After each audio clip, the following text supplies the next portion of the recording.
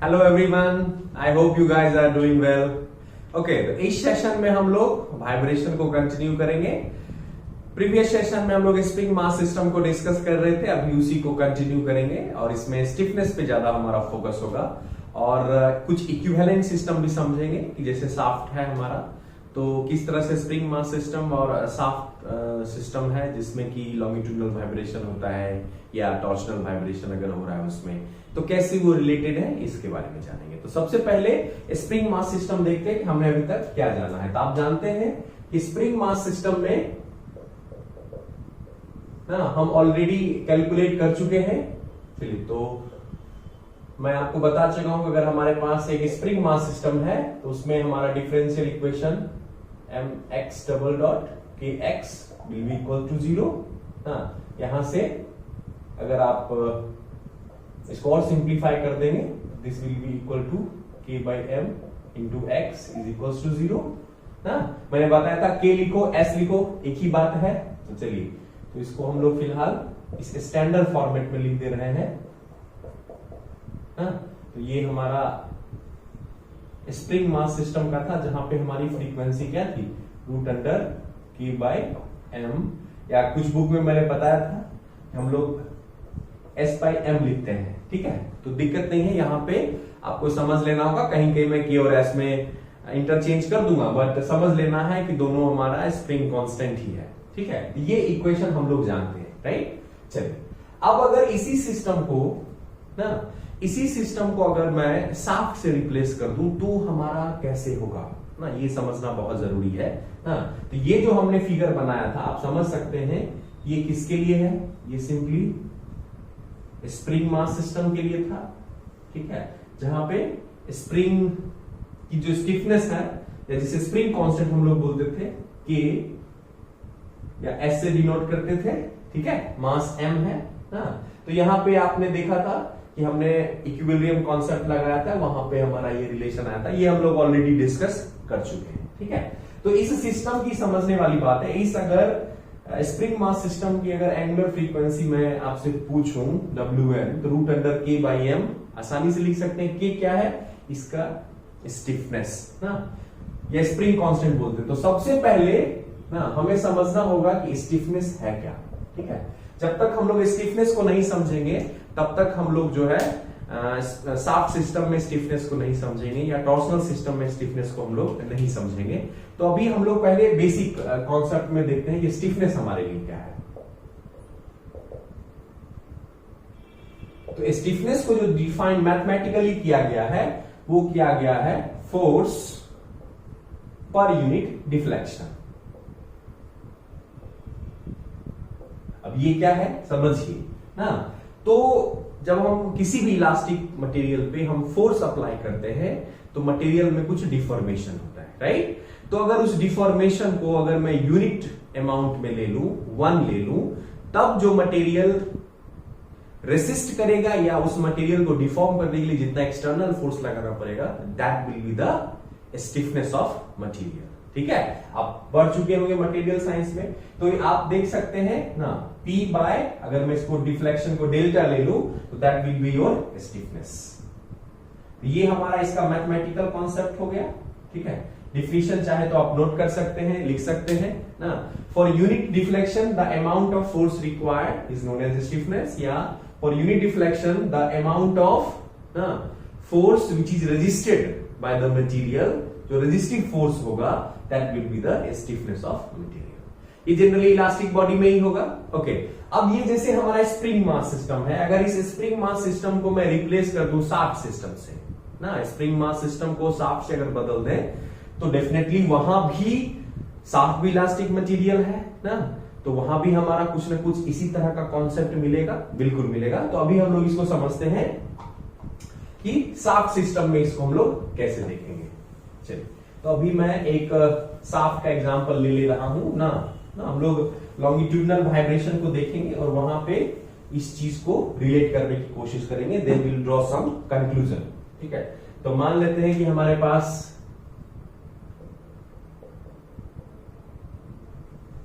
एक शाफ्ट है और यहां पे हम लोग कोई फोर्स P लगा रहे हैं, ये इसका एक्सिस है। हाँ, डेफिनेटली ये लॉन्गिट्यूडनल वाइब्रेशन का केस है, राइट। अच्छा, यहां पे मान लेते हैं कि इस शाफ्ट का cross sectional area A, Young's modulus of elasticity E, ठीक है, लेंथ L, ना यहां से यहां तक हम इसका लेंथ L ले सकते हैं, कहीं कोई दिक्कत वाली बात नहीं है, ठीक है। और इसमें कुछ ना कुछ फोर्स जो हमने लगाया, तो डेफिनेटली इसमें कुछ ना कुछ इलोंगेशन होगा, तो मैं मान ले रहा हूं that elongation will be delta L, या इसे हम लोग स्मॉल डेल्टा से भी सूचित कर सकते हैं। चलिए, तो अगर यहां पे मैं इस शाफ्ट का स्टिफनेस अगर कैलकुलेट करूं, इक्विवेलेंट स्टिफनेस, तो कैसे हम लोग कैलकुलेट करेंगे, तो ध्यान से देखिए, हुक्स रूल लगा देंगे। Stress is equals to E times of strain. Stress can be written as P by A बराबर E into delta L by L, that is the basic concept, ठीक है, आप जानते हैं। अब अगर हम इसको रीअरेंज करते हैं, ठीक है, यहां पे डिफ्लेक्शन डेल्टा है, तो अगर स्टिफनेस देखें तो force by per unit deflection, तो यहां से अगर मैं इसको रीअरेंज कर दूं तो P by delta L will be equals to A E by L। तो this is the stiffness of shaft ना। चूंकि यहां पे लोडिंग कैसा है, एक्सियल लोडिंग है, इसीलिए हम लोग इसको एक्सियल स्टिफनेस भी कहते हैं। एक्सियल स्टिफनेस भी हम इसे कह देंगे। तो अगर हमारे पास एक्सियल स्टिफनेस आ गया है, हमने कैलकुलेट कर लिया है ना, हमने देखिए स्प्रिंग को रिप्लेस कर दीजिए शाफ्ट से ना, मान लेते हैं यहां पे मास अगर M लगी हुई है, ठीक है, तो तब अगर SHM परफॉर्म करेगा तो मास तो कांस्टेंट है, जैसे ये स्प्रिंग था वैसे ही हमारा ये शाफ्ट है। स्प्रिंग का स्टिफनेस K है, इसका स्टिफनेस AE बाय L हो जाएगा। आई होप क्लियर होगा। ओके, तो अगर ये हमको पता है तो इस सिस्टम की मैं अगर मान लू यहां मास M है और यहां पे अगर ये SHM परफॉर्म कर रहा है, लेट्स सपोज, तो what will be the natural frequency, I can directly write ना K equivalent by M। Now इस सिचुएशन में K इक्विवेलेंट क्या है, AE by L into M। तो this will be the natural frequency of ना a shaft system ना having stiffness AE by L। समझ गए आप। तो इस क्वेश्चन को आप डायरेक्टली टैकल कर सकते हो, ठीक है। ये लॉन्गिट्यूडनल वाइब्रेशन का एग्जांपल है ना, ये एक लॉन्गिट्यूडनल वाइब्रेशन का मैंने एग्जांपल लिया और आपको बताया कि एक्सियल स्टिफनेस क्या होती है, ठीक है। अब अगर इसी क्वेश्चन को थोड़ा और मैं मॉडिफाई कर दूं ना, इसी शाफ्ट को हमने लिया, ओके, लेकिन आप लेट्स सपोज इसमें हम अगर ट्विस्टिंग का कॉन्सेप्ट ला दें, टॉर्शन का कॉन्सेप्ट ला दें, राइट, टॉर्शनल वाइब्रेशन का केस ले लें, तो उस केस में हम इसको कैसे लिखेंगे, हाँ, यहां भी समझने वाली बात है। यहां पे हमारा लीनियर वाइब्रेशन हो रहा था, डिफ्लेक्शन डेल्टा था, लेकिन जब उसी चीज को ट्विस्ट करेंगे तो वहां पे हमारा एंगुलर डिफ्लेक्शन होगा, ठीक है, उसको भी समझते हैं। हाँ, तो हम लोग इसको देखते हैं, लेट्स सी टॉर्शनल वाइब्रेशन।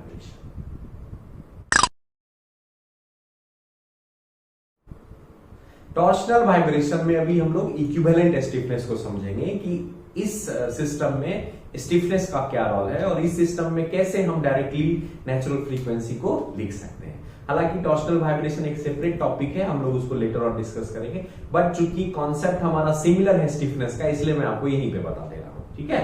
तो अगर मैं मान ले रहा हूं कि ये शाफ्ट है ना, जिसका मॉडुलस ऑफ रिजिडिटी G जो है इसकी पोलर मोमेंट ऑफ इनर्शिया है, L इसका लेंथ है और T जो है ना, यहाँ पे इसके लिए क्या है, लोड है जो अप्लाई हम कर रहे हैं। जैसे ये अगर हमारा शाफ्ट फिक्स है तो यहाँ हम एक ट्विस्टिंग मोमेंट लगाएंगे, टॉर्क लगाएंगे, तब जाके ये इसमें एक्शन आएगी ना, तो यहाँ पे आए। और यहाँ पे एंगुलर हम लोग डिफ्लेक्शन की बात करें, डेफिनेटली एंगल ऑफ ट्विस्ट हमारा होगा, सर्टेन रेडियन वो ट्विस्ट कर जाएगा, ठीक है। तो अगर यहां से हम लोग स्टिफनेस को समझे तो स्टिफनेस का कॉन्सेप्ट क्या है, लोड बाय यूनिट डिफ्लेक्शन, यहां लोड है टॉर्क, डिफ्लेक्शन क्या है थीटा। तो कहीं ना कहीं अगर मैं टॉर्शनल स्टिफनेस को अगर यहां पे देखूं, अगर इस सिस्टम में जो स्टिफनेस होगा ड्यू टू टॉर्शन है, तो इसलिए अगर इसकी फॉर्मूला को अगर आप लोग देखेंगे that is simply equals to T by theta. लेकिन इस फॉर्मूला को हम लोग टॉर्शन इक्वेशन से और और अलग तरीके से लिख सकते हैं ना, that will be equals to G J by L. अब ये कैसे होगा इसको थोड़ा सा आप लोग देख लें ना तो ये हमारा होगा। अब टॉर्शनल स्टिफनेस में आप टॉर्शन फॉर्मूला क्या होता है, T by J will be equals to tau S by R is equals to G theta by L. तो ये हमारा टॉर्शन फॉर्मूला है ना। तो यहां पे हम लोग इस दोनों रिलेशन को यूज करेंगे। तो यहां से अगर हम थीटा को इस तरफ कर देते हैं राइट, टी थीटा बराबर जी जे बाय एल। तो this will be the torsional stiffness of system ना। तो अगर आपको इसका जी पता है, modulus of rigidity, polar moment of inertia, length पता है, तो डायरेक्टली आई कैन राइट ना। ओके, तो यहां पे अगर हम लोग इस चीज को अगर समझ रहे हैं तो टॉर्शनल स्टिफनेस अगर हमारे पास है और मान लेते हैं कि यहाँ पे हमारे पास एक रोटर लगा हुआ है मास m का ना, जिसको हम लोग ट्विस्ट कर रहे हैं और इसमें SHM परफॉर्म हो रहा है, वाइब्रेशन हो रहा है इस तरह से, ठीक है। तो ये तो मैंने सिर्फ इक्विवेलेंट स्टिफनेस निकाला। अगर उस ये SHM ऐसी सिस्टम परफॉर्म करेगी तो उस केस में इसको हम लोग S थीटा से डिनोट कर रहे हैं, that will be the torsional stiffness ना, that is G J by L. तो इस सिस्टम की अगर मैं एंगुलर फ्रीक्वेंसी लिखना चाहूं, can I right simply S theta by. अब यहां समझना है कि चूंकि एंगुलर आ रहा है, रोटेशनल SHM आ रहा है, तो कभी भी यहां मास नहीं होगा। मास है अगर रोटर का तो उसका हमको मोमेंट ऑफ इनर्शिया लेना होगा, ठीक है। तो यहां पे ये m की जगह ये I हो जाएगा, ठीक है। तो that will be the stiffness, और यहां से आप लिख सकते हो जी जे बाय एल इंटू आई, ठीक है। चलिए इसको हम लोग लेटर ऑन भी और डिस्कस करेंगे, ठीक है। अब अगर ये हमारा है तो ये इस तरह से निकल जाएगा, ठीक है। ध्यान रखना है, बहुत बच्चों को कंफ्यूजन होती है कि G into J is torsional stiffness. No, G into J is torsional rigidity. मैं लिख भी दे रहा हूं, G into J is torsional rigidity. इसे हम लोग टॉर्शनल रिजिडिटी बोलते हैं, और जैसे ही ये L से डिवाइड कर देंगे that will become torsional stiffness, ठीक है। ओके, तो आपने देखा क्या, स्प्रिंग मास सिस्टम को देखा, सिंपली S बाई एम।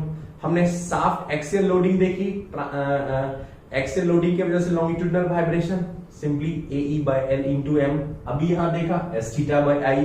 तो इस तरह से आप इसको डायरेक्टली समझ सकते हो, ठीक है। लेकिन कहीं ना कहीं इस स्टिफनेस में कुछ चीज कॉमन है, और उस पर मैं आपका ध्यान खींचना चाहूंगा ना।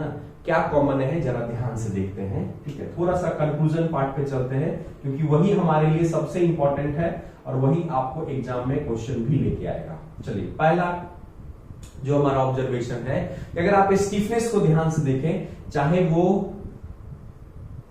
स्प्रिंग हो या साफ्ट हो, एक्सियल स्टिफनेस हो या टॉर्सनल स्टिफनेस हो ना, that will be inversely proportional to length. तो समझना है ना, स्टिफनेस जो है वो इनवर्सली प्रोपोर्शनल लेंथ है। इसका मतलब है कि अगर हम इस लेंथ को चेंज कर दें, या तो इंक्रीज कर दें या डिक्रीज कर दें, तो उसके कोरस्पॉन्डिंग स्टिफनेस हमारा चेंज होगा, ठीक है। इनवर्सली रिलेशन है ना, तो इसको अगर आप लेट सपोज मान लेते हैं, इसको कट करके हम लोग आधा कर देते हैं, हाफ कर देते हैं, तो लेंथ अगर L से L/2 हो गया तो डेफिनेटली स्टिफनेस विल इंक्रीज, ठीक है। अभी हम लोग स्प्रिंग का कटिंग देखेंगे ना, तो उससे क्वेश्चन बहुत सारा एग्जाम में आता है, ठीक है। तो ये स्टिफनेस आ गया, एक तो आप समझ गए ना, ये हमेशा याद रखना है, stiffness is inversely proportional to length. तो कभी भी स्प्रिंग की लेंथ हम अगर कट करके आधा कर देंगे, छोटा कर देंगे, स्टिफनेस इंक्रीज कर जाएगा। उसी तरह हमारा साफ्ट में भी है, साफ्ट को भी अगर आप हाफ कर दीजिएगा तो उसकी भी स्टिफनेस इंक्रीज कर जाएगी, ठीक है। तो एक हमारा सबसे इंक्लूडेड है। दूसरा, अगर स्टिफनेस लेंथ से इफेक्टेड है और स्टिफनेस कहीं ना कहीं हमारा जो है आप देख सकते हो that is directly related with the natural angular frequency, और एंगुलर फ्रीक्वेंसी जो है कहीं ना कहीं टाइम पीरियड से हमारा जुड़ा हुआ है ना। तो यहां से मैं आपको बता सकता हूं ना, हमारे पास क्या रिलेशन है, अगर आप ध्यान से देखें तो time period that will be simply ना, टाइम पीरियड का हमने फॉर्मूला देखा था 2 पाई बाय ओमेगा ना, यही होता है, हाँ, that will be 2 pi by omega. तो यहां से आप देख सकते हैं ना कि time period is inversely proportional to angular frequency ना, और यहां देख रहे हैं that angular frequency is directly related with the stiffness. Clear है? तो यहां से कहीं ना कहीं हम लोग रिलेट कर सकते हैं कि time period of SHM that will be related to ना स्टिफनेस ना, टाइम पीरियड जो हमारा है वो that will be inversely proportional to angular frequency ना। अगर आप देखेंगे टाइम पीरियड जो है वो इनवर्सली प्रोपोर्शनल है, और कहीं ना कहीं हम देखेंगे ना, और ये जो है हमारा यहाँ डायरेक्टली प्रोपोर्शनल है, तो यहां से हम रिलेशन निकाल सकते हैं। ठीक है, तो time period will be again that will be proportional to the stiffness. ये दो जो रिलेशन है हमारा, इसका मतलब कि अगर मैं स्टिफनेस को इंक्रीज कर दे रहा हूं, ध्यान से देखेंगे, अगर मेरा स्टिफनेस इंक्रीज हो जा रहा है तो कहीं ना कहीं टाइम पीरियड हमारा घट जाएगा। टाइम पीरियड घटने का मतलब है उसकी फ्रीक्वेंसी बढ़ जाएगी। देखिए यहां रिलेशन है, इसको अगर आप इंक्रीज करोगे दिस विल इंक्रीज। क्लियर है? ये बहुत इंपॉर्टेंट कनेक्शन है जो कि एनालिसिस पार्ट है, ऑब्जेक्टिव पॉइंट ऑफ व्यू से बहुत इंपॉर्टेंट होता है। कई बार अक्सर हाँ क्वेश्चन आता है ना। अब देखिए यहां से अगर मैं आपको बोलूं ना कि फ्रीक्वेंसी को और हम लेंथ में डायरेक्टली रिलेशन देखें, ठीक है, अगर ध्यान से देखें, इसी सब चीज को मैं एनालिसिस कर रहा हूं ना, थोड़ा सा हम लोग और इसको और ढंग से देखते हैं क्योंकि बहुत सारे क्वेश्चंस यहां पे आपको मिलेंगे ना।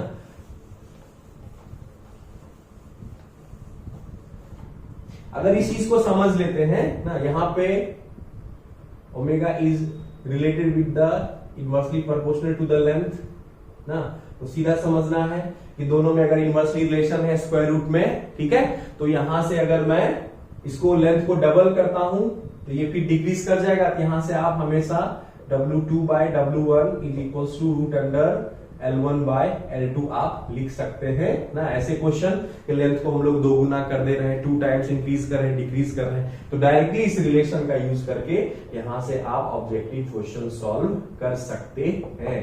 ऐसे क्वेश्चंस पूछे जा चुके हैं ऑलरेडी इसी साल DRDO में, जो प्रीवियस 2018 में हुआ था उसमें ये क्वेश्चन पूछा गया था ना। 2018-19 में ये क्वेश्चन था, बट वो पेंडुलम पे था, बट कंसेप्ट सिमिलर था। लेंथ पे ही क्वेश्चन पूछा था कि अगर लेंथ को चेंज करेंगे पेंडुलम की तो उसके टाइम पीरियड पे क्या फर्क होगा। तो कहीं ना कहीं वो सिमिलर कॉन्सेप्ट है, तो आपको समझना है स्टिफनेस के बारे में। आई होप आप लोग जो है स्प्रिंग स्टिफनेस ना, shaft stiffness that is axial stiffness, फिर यहाँ पे टॉर्सनल स्टिफनेस, सबको रिलेट कर पा रहे होंगे। सब एक ही टॉपिक से जुड़ा हुआ चीज है, ठीक है। अब हम लोग थोड़ा सा स्प्रिंग पे फोकस करेंगे क्योंकि कटिंग ऑफ स्प्रिंग पे बहुत ज्यादा क्वेश्चन आता है। अगर स्प्रिंग को हम दो हिस्सों में कट कर दें ना एक सर्टेन प्रोपोर्शन में, तो उस तरह से स्टिफनेस में क्या चेंजेस होगा। तो चलिए हम लोग उसको देखते हैं। Let's see cutting of spring.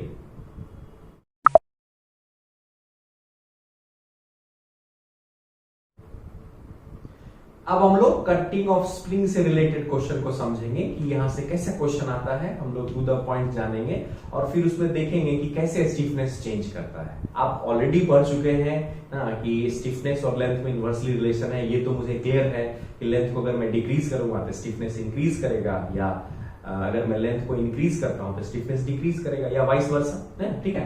Okay, तो यहां पे अगर इसको मैं लेट सपोज ये हमारे पास स्प्रिंग है और इसको मैं M:n रेशियो में कट कर दे रहा हूं, ठीक है। तो अगर M:n रेशियो में कट कर रहा हूं तो मान लेते हैं हमारे पास अब दो अलग अलग लेंथ के स्प्रिंग मिलेंगे। मान लीजिए एक स्प्रिंग आया और ये हमारा एक स्प्रिंग आया, ठीक है। तो ये तो क्लियर है कि मेरा स्टिफनेस अगर मान लेते हैं अभी इसका ना K अगर अभी है फिलहाल, तो डेफिनेटली K से बढ़ने वाला है, ठीक है। तो अब अगर लेट सपोज अगर इसको M:n में करना है तो सिंपली कॉन्सेप्ट क्या है कि आप क्या करो, पहले जिस प्रोपोर्शन में जितने प्रोपोर्शन में उसको पहले आप ऐड ऑन कर दो, लाइक M+n, यहां भी M+n आप लिख दीजिए, ठीक है। और अगर आप उसको आप M इसका अगर आप देखना चाहते हैं कि इस स्प्रिंग का क्या होगा तो उसको फिर M से डिवाइड कर दीजिए, सिमिलरली इसको N से डिवाइड कर दीजिए, एंड ये हमारा कोफिशिएंट है, ये टाइम्स K। तो इस तरह से इसकी स्टिफनेस, और डेफिनेटली ये फैक्टर 1 से बड़ा होगा क्योंकि m प्लस n है और वो m या n से ज्यादा ही बड़ा होगा, तो यहां से आप देख रहे हो कि स्टिफनेस विल इंक्रीज। आपको सर ये फॉर्मूला टाइप से हो गया, थोड़ा एक आपको एग्जांपल देके बता देते। लेट सपोज सबसे सिंपल मैं ले रहा हूं कि फॉर एग्जांपल ले लीजिए ये 2:3 में हम इसको कट कर दे रहे हैं, ठीक है ना। 2:3 में कट करने का मतलब ना, इसको 2/3 नहीं समझ लेना है, इसको समझना है कि हमारे पास स्प्रिंग लेंथ को अगर 5 सेक्शन में आप अगर डिवाइड कर देंगे तो पहला जो स्प्रिंग होगा वो 2 सेक्शन होगा और दूसरा स्प्रिंग है जो वो 3 सेक्शन होगा ना। अगर 5 इक्वल पार्ट में तो 2 को लेंगे फिर 3 को लेंगे, ठीक है। तो अगर यहां पे मैं इसको देखूं, ठीक है, अगर ये मान लेते हैं 2 है m का मान और ये अगर 3 है, तो डेफिनेटली इसका अगर इनिशियली स्प्रिंग स्टिफनेस k है तो बाद में कितना होगा, तो पहले दोनों को ऐड ऑन कर दीजिए 2 + 3, तो 2 + 3। अगर इसका देखना चाह रहा हूं तो m 2 से भागा दे दीजिए ना, तो that will be the k, और ये हो जाएगा 2 + 3/3/k। तो इस तरह से आप आसानी से इसका स्टिफनेस निकाल सकते हैं, ठीक है। चलिए, तो ये हमारा हो गया। अब अगर यहां पे यहीं से क्वेश्चन आता है कि एक स्पेशल केस आपको मैं बता रहा हूं, ध्यान से आप लोग गौर से देखेंगे, ये यूनिवर्सल क्वेश्चन है, एग्जाम में यही आता है कि हमारे पास स्प्रिंग है, हमने 2 इक्वल पार्ट्स में कट किया। क्या कर दिया इसको? 2 इक्वल पार्ट्स में। नाउ अब जैसे ही ये लैंग्वेज क्वेश्चन में लिखा रहता है कि स्प्रिंग को हमने 2 इक्वल पार्ट्स में कट किया, तो बच्चा समझ लेता है कि 2 भाग में कट किया, आधा आधा ना, इसको कह देता है 1:2। नो, ये गलत है।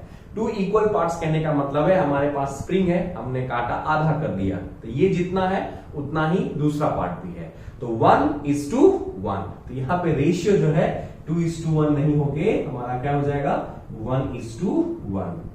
मतलब 1:1 का मतलब वो हमारे पास स्प्रिंग को अगर हम 2 सेक्शन में बांट दे रहे हैं तो एक सेक्शन 1/2 1/2, ठीक है। तो अब अगर यहाँ 1/1 है, तो अगर स्टिफनेस k है तो डेफिनेटली अगर इस फॉर्मूला में पुट कर दें तो हमारे लिए क्या हो जाएगा ना, तो इस केस में देखेंगे तो 1 + 1/1 that is nothing but the 2k, ठीक है। तो ये हो गया 2k।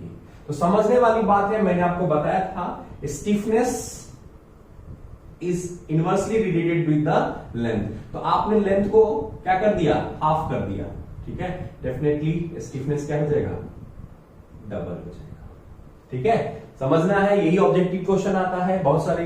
अब यहां पे लेट सपोज हमने 2 इक्वल पार्ट्स की जगह लेट सपोज मैं 3 इक्वल पार्ट्स में कर दूं या 4 इक्वल पार्ट्स में कर दूं, ठीक है। तो अगर मैं 3 इक्वल पार्ट्स में करता हूं तो व्हाट विल बी, समझिए इस चीज को, अगर मैं कह रहा हूं 3 इक्वल पार्ट,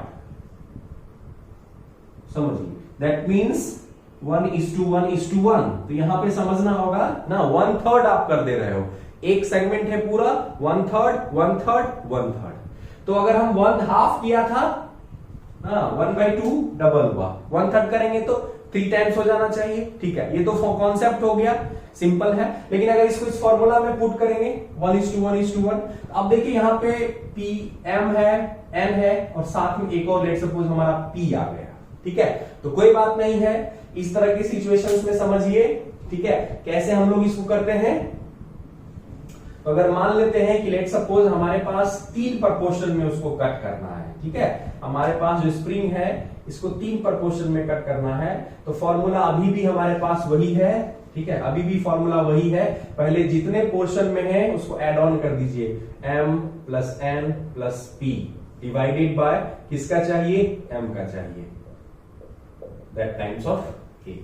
आई होप आप सिमिलरली बता सकते हैं, m + n + p/n, और इसका हो जाएगा m + n + p/p times of k। आप देख रहे हो स्टिफनेस बढ़ रहा है, ठीक है। अब यहां पे अगर 1 1 1 है तो डेफिनेटली क्या हो जाएगा, ठीक है, 1 + 1 + 1 3/1, तो 3k 3k 3k, क्लियर है। तो अगर 2 इक्वल पार्ट्स में करते हैं तो हाफ कर रहे हैं तो गुना हो जाएगा, 3 इक्वल पार्ट्स में करते हैं 3 टाइम्स हो जाएगा, 4 इक्वल पार्ट्स में करते हैं 5 टाइम्स बढ़ जाएगा, ठीक है। अब ये तो चलिए सिंपल केस था। अगर इसी में अगर आपको बोल दे कि 2:3:5 में अगर मैं इसे कट कर रहा हूं तो क्या होगा ना, तो चलिए उसको भी देख लेते हैं। ये आपके लिए मैं असाइनमेंट दे रहा हूं, अभी आप इसको तुरंत कर लेंगे मेरे सामने, ठीक है। अभी इसको कर लेंगे, देखेंगे कैसे। हमारे पास 3 सिचुएशन है ना, 2 स्प्रिंग था, चलिए एक और बढ़ा देते हैं, ठीक है।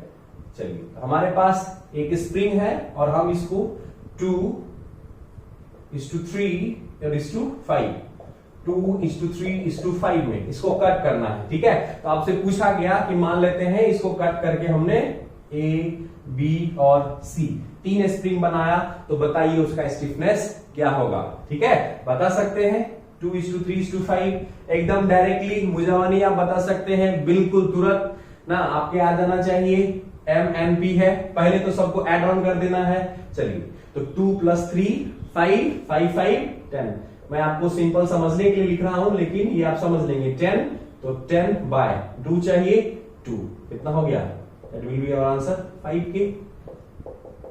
तो एक का कितना हो गया, फर्स्ट का 5K हो जाएगा, दूसरा का देखेंगे 3 है, तो 10/3 हो गया ना, 10/3K, और तीसरा का अगर देखेंगे तो 10/5K इज 2K ना, ये हो जाएगा 3.3K ना।